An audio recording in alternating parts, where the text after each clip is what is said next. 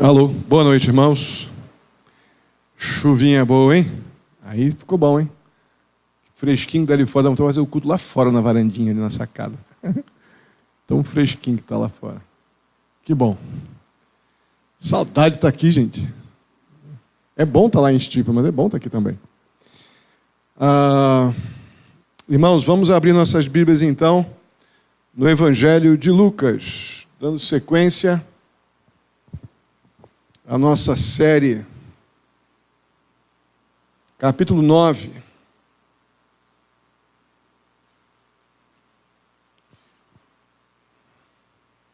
Quem me consegue um pregador por aí? Segurar as páginas da Bíblia aqui, senão não vai dar.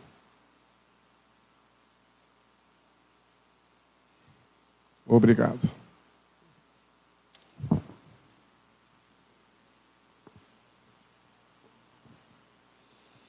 Ok, irmãos, vamos ler dos versos 57 até o 62. Lucas 9, dos versos 57 ao 62. Todos lá? Acompanhem então em suas Bíblias. Quando andavam pelo caminho, um homem lhe disse: Eu te seguirei por onde quer que fores. Jesus respondeu: As raposas têm suas tocas e as aves do céu têm seus ninhos, mas o Filho do Homem não tem onde repousar a cabeça. A outro disse: Siga-me. Mas o homem respondeu: Senhor, deixa-me ir primeiro sepultar meu pai.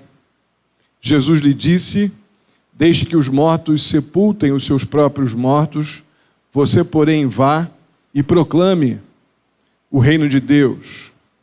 Ainda outro disse: Vou seguir-te, Senhor, mas deixa-me primeiro voltar e despedir-me da minha família. Jesus respondeu: Ninguém que põe a mão no arado e olha para trás é apto para o reino dos céus, ou o reino de Deus. Oremos. Senhor, muito obrigado, ó Pai, por estarmos mais uma vez aqui juntos em nome de Jesus. Muito obrigado pela vida de cada um aqui. Aceita, ó Deus, nosso culto, a nossa adoração, e fala conosco, ó Pai, pela Tua palavra. Assim, ó Deus querido, te pedimos em nome de Jesus. Amém. Muito bem, esse é um dos grandes textos, talvez um dos mais desafiadores textos que nós vemos quanto ao discipulado, ou a sermos as responsabilidades ou aos critérios do Senhor Jesus Cristo para sermos seus discípulos. Estamos falando sobre isso já há algum tempo aqui no Evangelho de Lucas, mas esse texto ele mexe em áreas que nós... Como eu posso dizer isso sem, pelo menos por enquanto, chocar? Que nos melindra, que julgamos que é maior do que nossas forças, que julgamos que podemos subjugar todas as demais coisas ao tema família, como se família fosse um álibi para pecarmos, ou um álibi para colocarmos Deus em segundo lugar.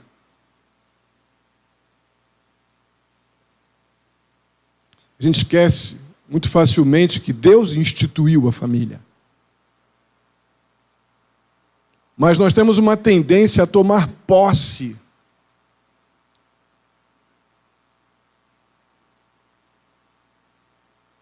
da temática família,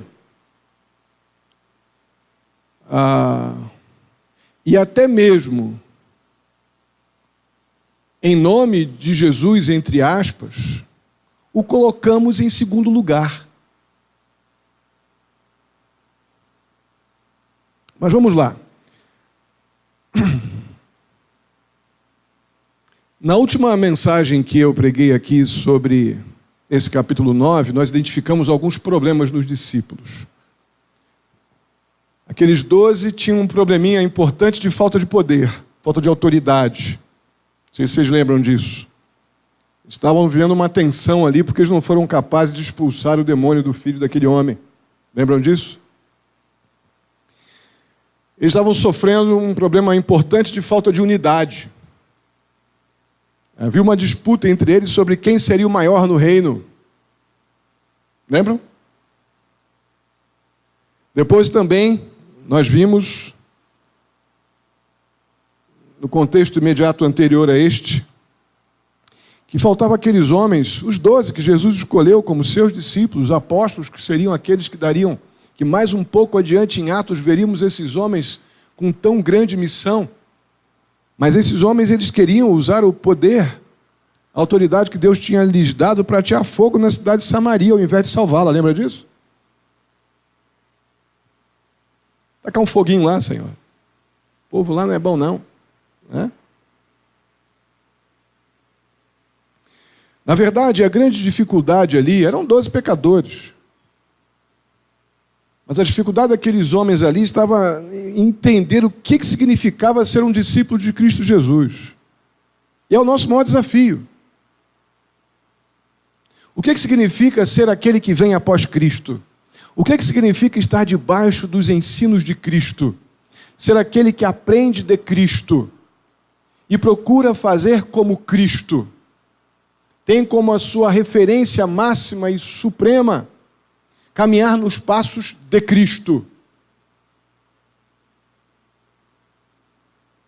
O Senhor espera que os seus discípulos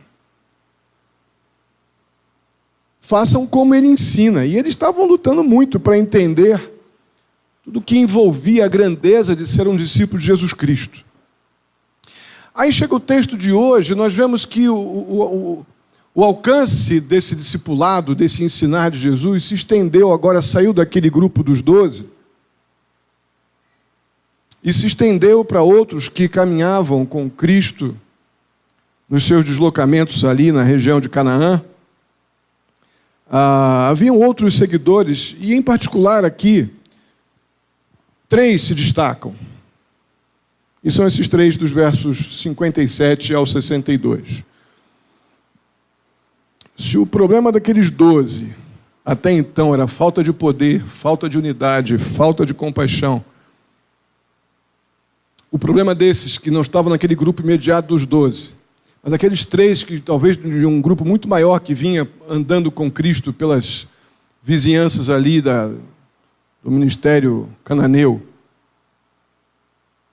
aqueles 3 que talvez mais afoitos estavam mais próximos de Cristo, o problema desses 3 em particular seria a falta de comprometimento, falta de compromisso, ou algo que é muito peculiar a gente, a cada um de nós, o nosso dia a dia, que não é a ausência de lealdade, mas é a lealdade dividida. Não é dizer que não cremos, mas é também afirmar que creio, mas faço apenas aquilo que me convém, daquilo que eu creio. Isso, sem dúvida alguma, reflete uma falta de comprometimento, a tal da lealdade dividida.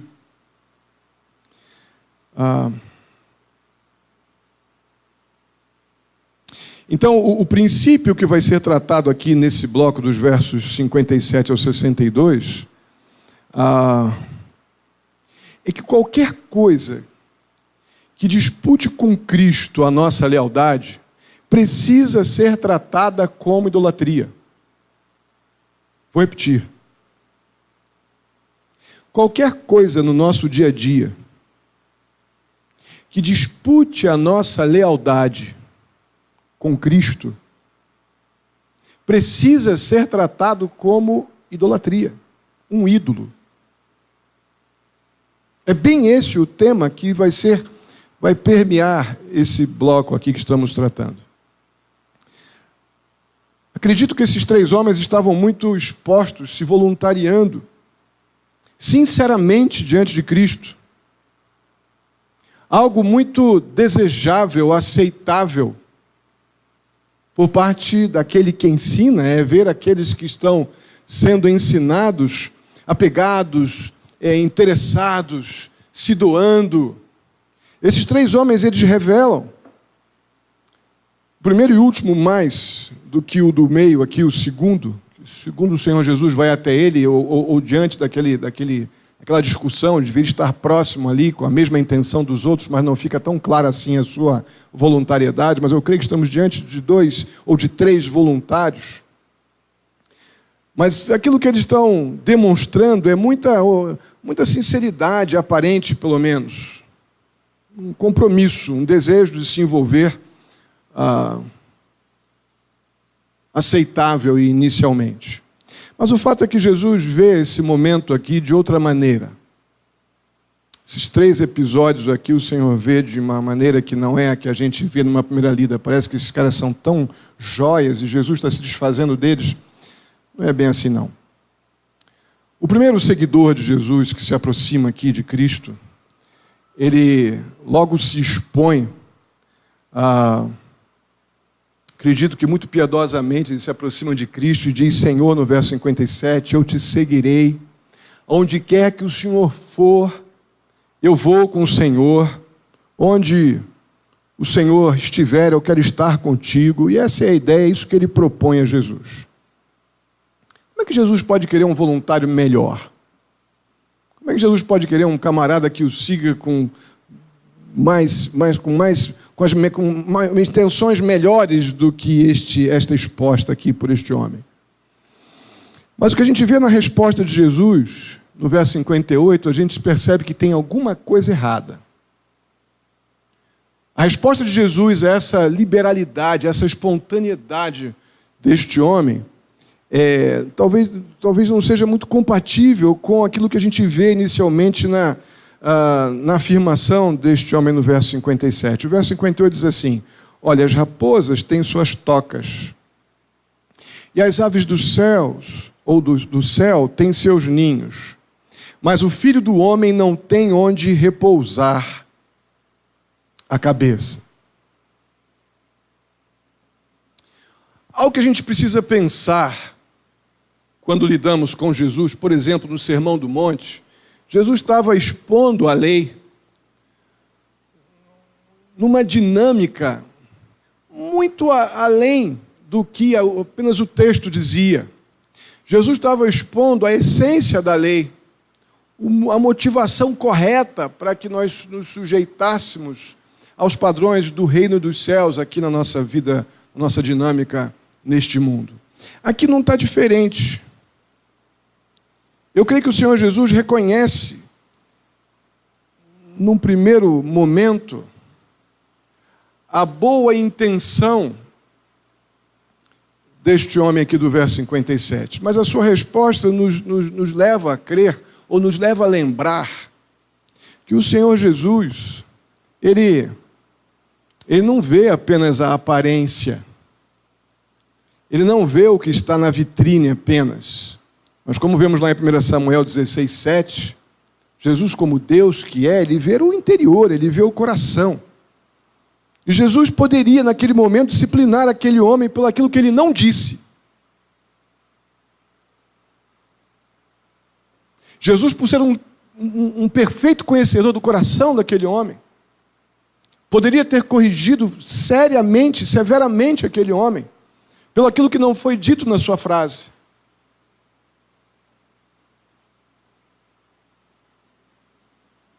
Pela resposta que o Senhor Jesus deu, o compromisso daquele homem era geográfico.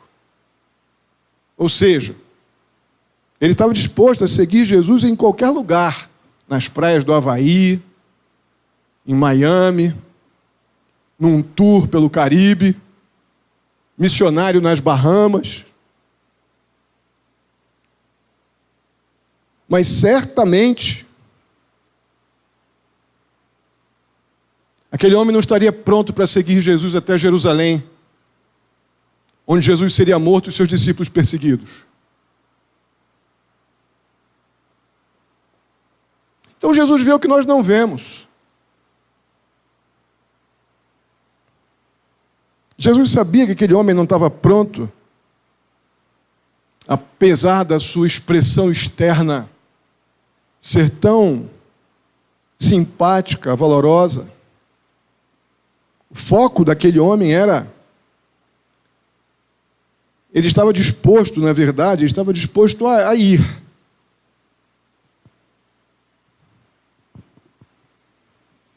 Mas ele não estava compreendendo que o foco de Jesus não é apenas estar disposto a ir Jesus a lugares distantes. O foco de Jesus era bem diferente de questões geográficas. O foco de Jesus era o que aquele homem estava disposto a deixar para trás para ir com Jesus aonde quer que fosse, que Jesus fosse. E é aqui que está o problema. Não é incomum nós estarmos envolvidos em circunstâncias onde nos emocionamos, nos empolgamos com verdades, com realidades da pregação do Evangelho aqui e acolá, e sentimos, aquelas nobres intenções. Mas a pergunta é, o que eu estou disposto de abrir mão para ir com Jesus aonde Ele for? E este é o foco. Isso é que Jesus está olhando e sabe, por conhecer o coração daquele homem, que o coração dele era muito geográfico. E não tão disposto como a sua frase anuncia. O texto não nos dá nenhuma dica sobre como que esse homem lidou com a resposta de Jesus. A gente não sabe pelo texto se ele se tornou um discípulo de Cristo. A impressão que nos dá, que a gente não ouve mais nada sobre essa pessoa, é que ele provavelmente baixa a sua cabeça, sai balançando como quem não quer nada, e se afasta dali. É o mais provável. A única coisa que este homem aprendeu foi que a sua ideia sobre ser discípulo de Cristo era bem diferente da ideia de Cristo sobre os seus discípulos. Não é? Os outros dois voluntários, eles pretendem também ser discípulos de Jesus em algum momento no futuro. Ainda que seja no futuro próximo. Mas não agora. Não imediatamente. É mais ou menos aqueles planos que a gente costuma fazer. Quanto à dieta, é ruim, mas tudo bem, né? Não, amanhã eu vou começar a fazer dieta. A dieta boa que a gente começa hoje, né? Mais ou menos como a ideia de ser um crente de verdade, comprometido com as Escrituras, obediente, cheio de temor ao Senhor. Qualquer plano para ser crente bom amanhã, ele se frustra, é frustrado. Ou você resolve ser um crente hoje, ou amanhã vai ser complicado. Talvez você nunca chegue a esse amanhã. Esses dois próximos aqui, eles estão mais ou menos assim. Eles estão também dispostos a seguir Jesus, mas amanhã. Quero muito, Senhor, mas olha, tenho alguma coisa ainda por fazer. No verso 59, a gente vê Jesus chegando para um deles dizendo assim, siga-me. Eu digo que esse é o caso daquele que a gente, a princípio, pode parecer que não estava tão...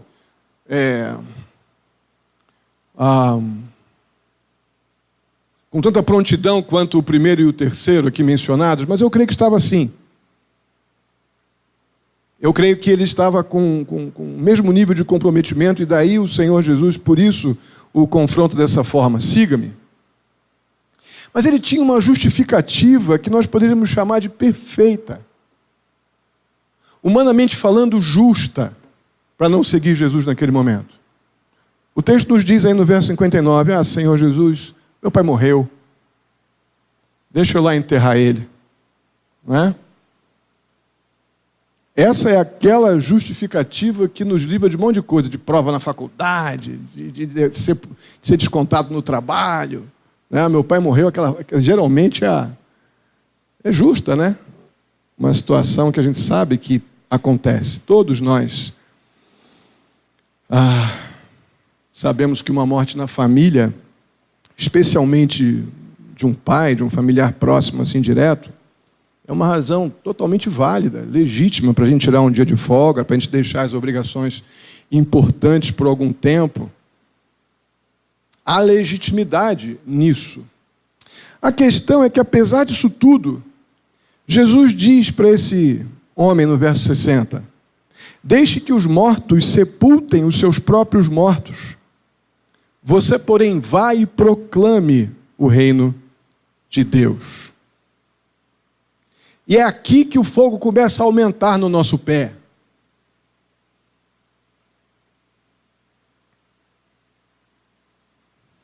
É aqui que a gente passa para o capítulo seguinte logo. Não entendi. Eu viro a página e vou lá para o capítulo 10.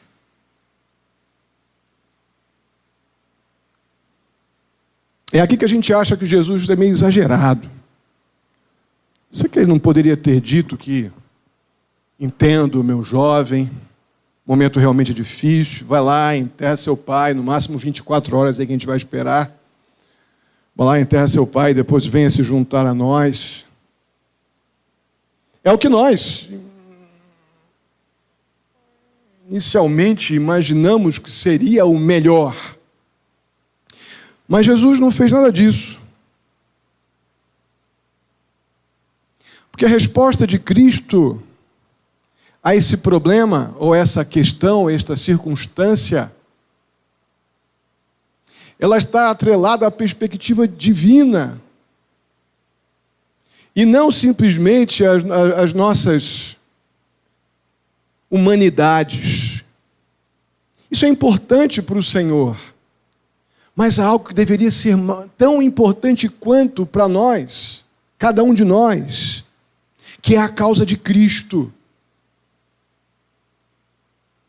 E Jesus trata este momento aqui, que tem a sua legitimidade humana, dentro das realidades divinas.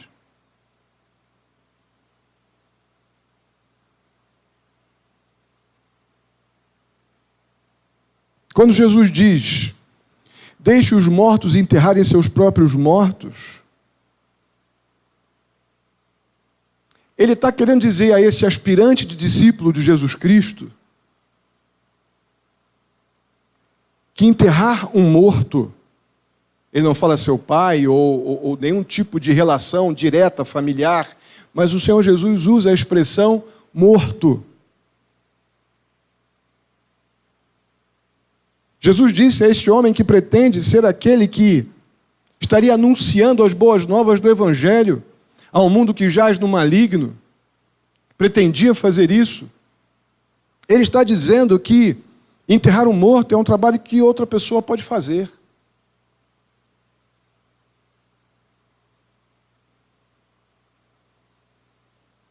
Um incrédulo, a ideia de Efésios capítulo 2, versos 1 e 2, que a Bíblia nos diz que o homem sem Cristo ele está morto, espiritualmente morto.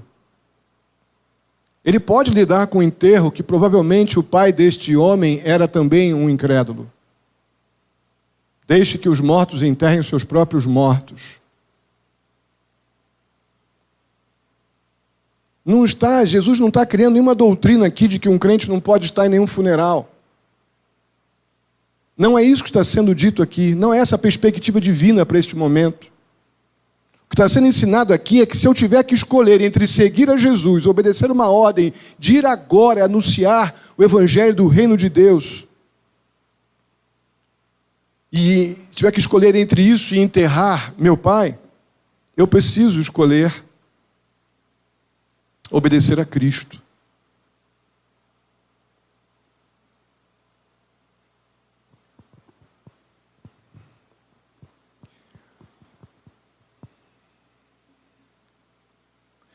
A nossa dificuldade em lidar com essa temática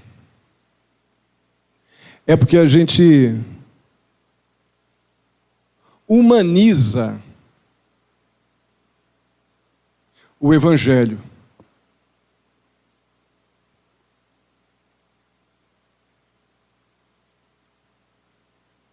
não foi nada humanamente falando aceitável Deus mandar seu filho sem pecado para a cruz e morrer pelo meu e pelo teu pecado. Humanamente falando, foi um crime hediondo. Mandaram sem culpa para a cruz.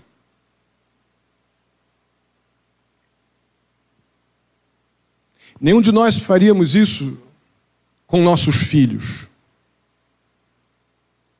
Por mais que soubéssemos da culpa dos nossos filhos, talvez até que nossos filhos merecessem a cruz, nós não faríamos isso. A questão é que quando encontramos o Deus que entregou o seu filho para morrer na cruz pelo meu e pelo teu pecado, que poderíamos morrer 1 milhão de vezes durante a nossa existência e não resolveríamos nosso problema de pecado, a gente acha que Deus foi muito duro aqui na pessoa de Cristo. E eu quero diminuir a santidade e os padrões de Deus para se encaixarem às minhas exigências humanas.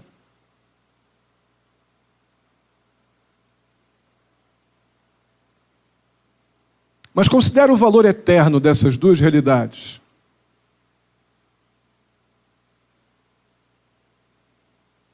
Essa realidade de enterrar os mortos e a outra realidade de pregar o evangelho pelo qual os homens podem obter a vida eterna e o perdão de pecados, ou o perdão de pecados e a vida eterna.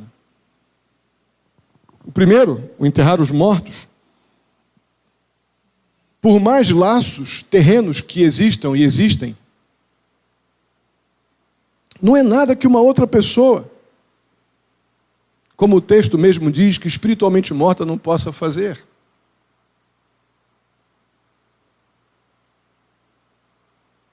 Mas pregar o evangelho, que pode levar as pessoas a receber o perdão de pecados e a vida eterna,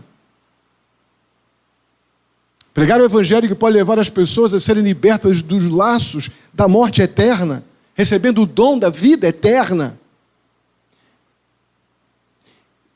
isso pretere o outro.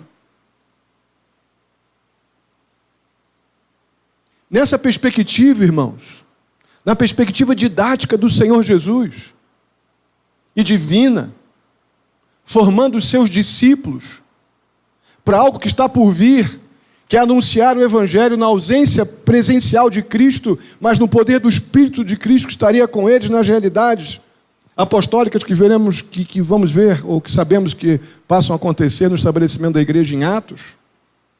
Nessa perspectiva, o que é mais importante? Cavar a sepultura ou pregar o Evangelho? Responda aí.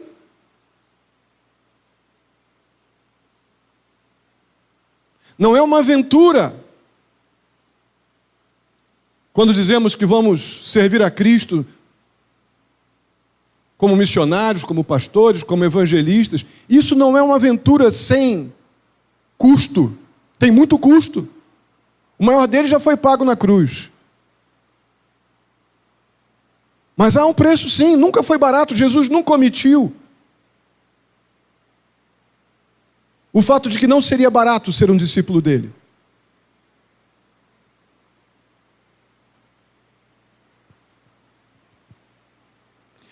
Obviamente, para a maioria de nós, não precisamos fazer essa escolha.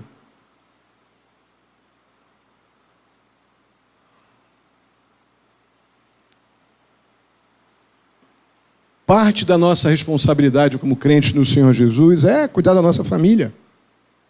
Enterrar nossos mortos, quando é possível, né? Não podemos fazer isso com a mãe da Alcione.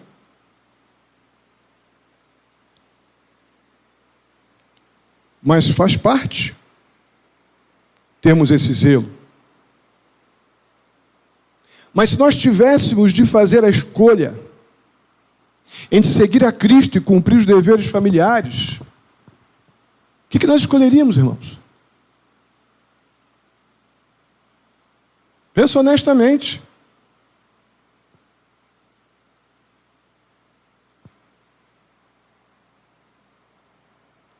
Nós não estamos sendo aqui provocados a sermos maus pais, mães, filhos. Não é isso que está sendo ensinado aqui. O que está sendo ensinado aqui é onde está o seu tesouro, aí está o seu coração. É isso que está sendo ensinado aqui.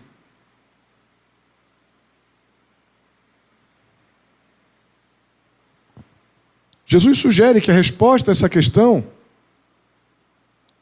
ela precisa ser determinada de acordo com o que é eternamente mais importante para mim.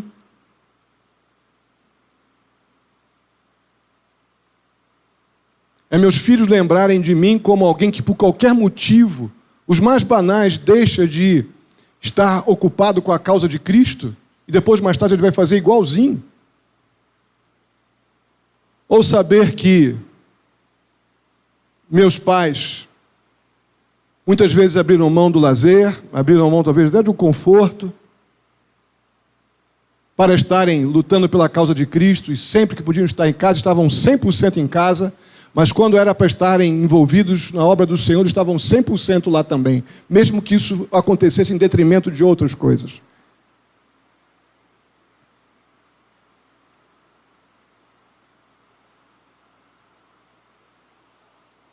Mas temos ainda um terceiro homem aqui, no verso 61. Diz assim: vou seguir-te, ele disse para Jesus, né?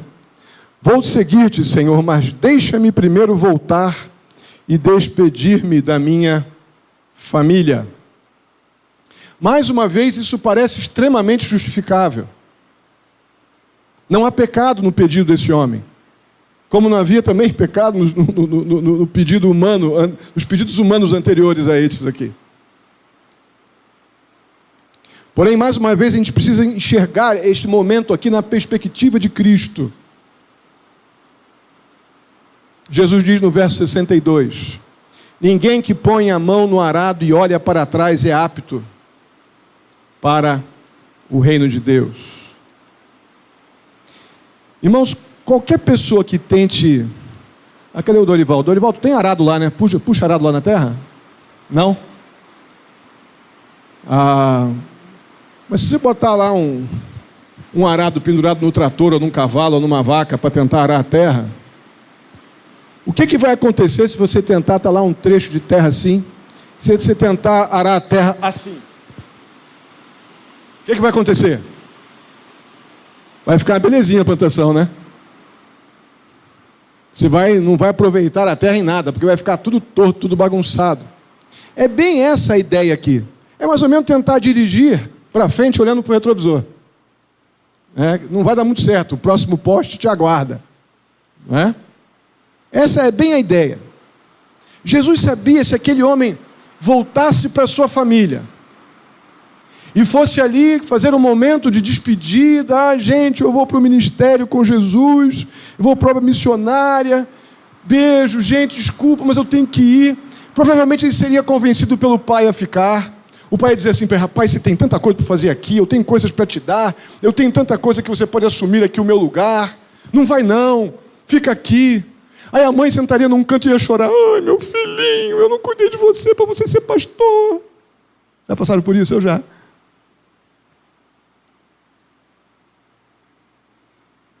Muito provavelmente Jesus sabia que isso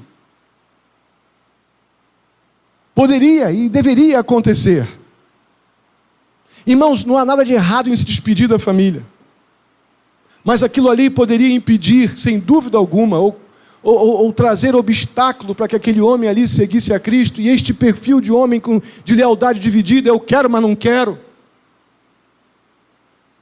não é suficientemente fortalecido em sua vocação e vontade e decisão para poder aguentar os grandes desafios que vão surgir durante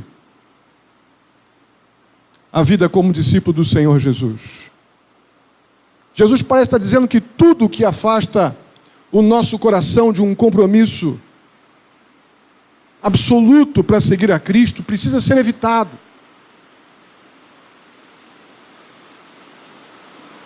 Eu quero chamar muita atenção para o fato daquilo que eu disse lá no comecinho.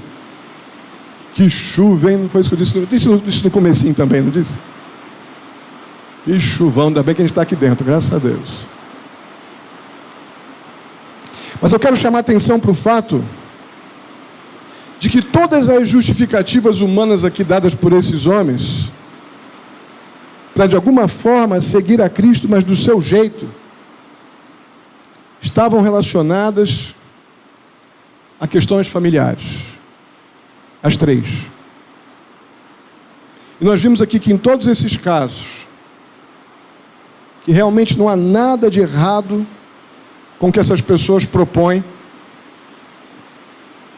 a menos que os motivos dessas pessoas os impeçam de seguir a Cristo de todo o coração. Repito, não tem nada de errado em nenhuma dos pedidos desses homens. Mas se lá no coração o motivo daquilo ali seria sempre suficiente para impedi-los de prosseguir na missão, isso os colocaria na contramão do que um discípulo de Cristo deve ser.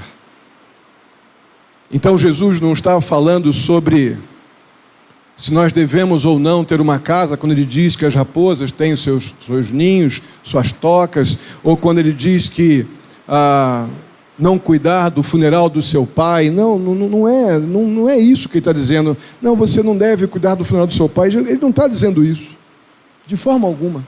Jesus ele não estava falando nada sobre não podermos nos despedir dos nossos familiares. O que Jesus está falando aqui é sobre aonde está o nosso coração, está o nosso tesouro, sobre prioridades certas. Jesus está dizendo que aqueles que seriam os seus discípulos, aqueles que os seguiriam, eles precisavam ser aqueles que o colocariam durante a sua vida em primeiro lugar, acima de tudo, inclusive a família. Repito, Jesus não está pregando o abandono da família. Jesus é o Senhor da família. Devemos adorá-lo com a nossa família.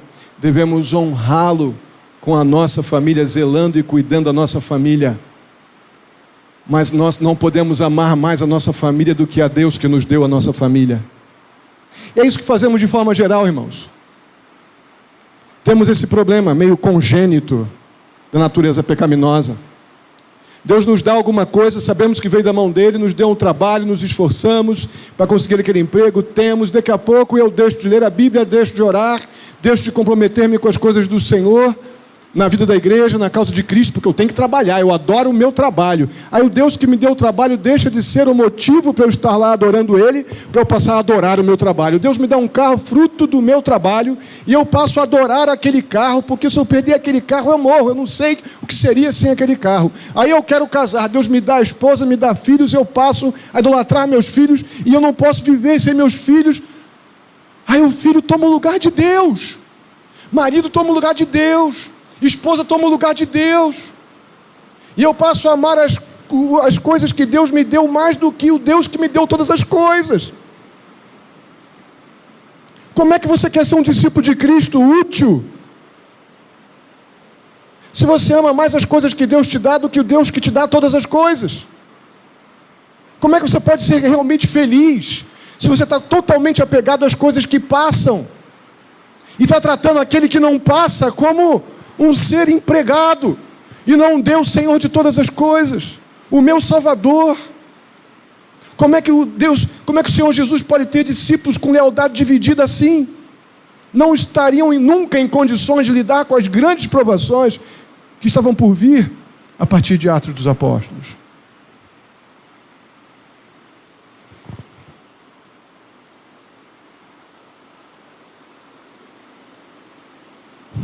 Irmãos, nós demonstramos o nosso amor por Deus, sem dúvida alguma. Uma das maneiras de demonstrarmos o nosso amor por Deus é amando as pessoas ao nosso redor, nossos semelhantes, mas nunca devemos amar as pessoas acima de Deus e as coisas.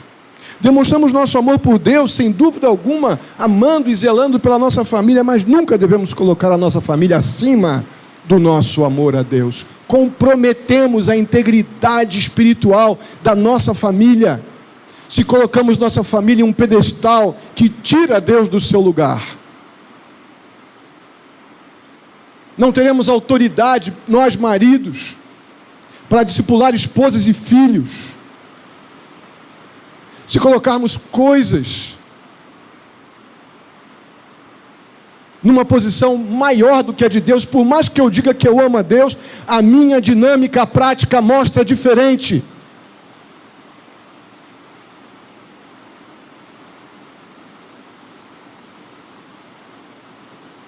Isso parece meio radical demais, Mas você já conheceu um crente que, tendo perdido um filho, perdido uma esposa, perdido um marido, afirma que perdeu todo o significado da sua vida? Agora acabou a minha alegria, meu filho morreu, meu marido morreu, minha esposa morreu, perdi meu trabalho, acabou, acabou a alegria da minha vida. Já conheceu alguém assim? Sabe por quê? Porque Deus não era o seu maior amor.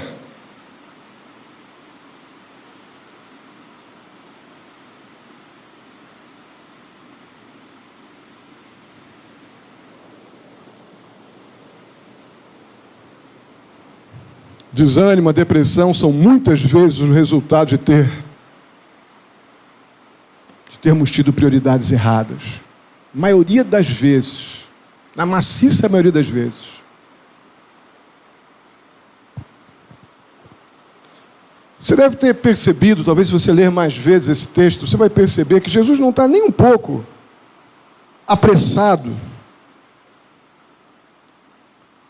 em aceitar seguidores ou discípulos. Não tem pressa nenhuma. Parece até que em algum momento que ele está até se desfazendo, né? Mas não é isso que está acontecendo, não. Esses três aqui que sinceramente pretendiam seguir Jesus, eles foram embora. Talvez coçando a cabeça, pensando.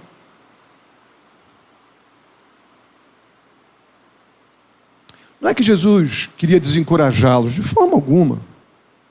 Mas o Senhor Jesus quer que aqueles que o servem e o seguem compreendam o que é ser discípulo dele. Ser discípulo dele não é uma aventura oportunista, mas é a compreensão de que o meu Deus mandou o Filho dele morrer na cruz pelos meus pecados, para que eu tenha o perdão de pecados e vida eterna. E essa é a minha grande alegria, saber que eu fui amado de uma maneira inexplicável e testemunhar deste amor, do que já aconteceu por mim, é o maior motivo para que eu me envolva,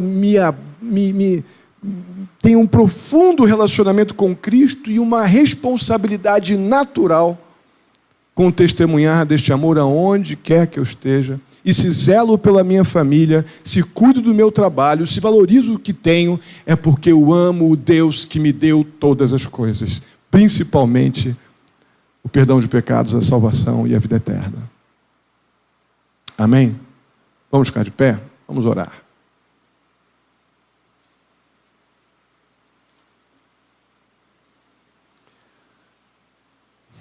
Pai querido, muito obrigado mais uma vez pela tua palavra, tua carinhosa palavra.